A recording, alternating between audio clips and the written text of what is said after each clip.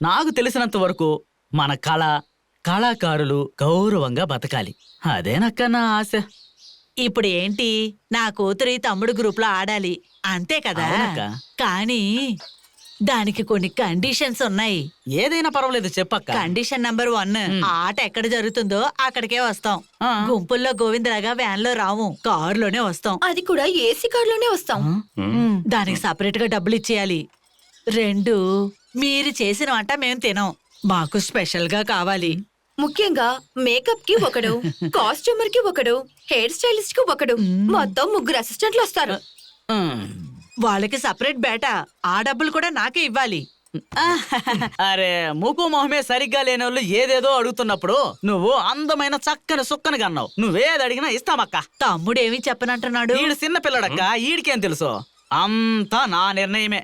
Programme మాట్లాడి సమాచారం చెప్తాను. ఫోన్ నెంబర్ చెప్పక్క. సరైన నంబర్ ఎవరికి ఇవ్వకూడదురా, విఐపీలు గోల తట్టుకోలేకపోతున్నాం. తెల్లారులు నిద్ర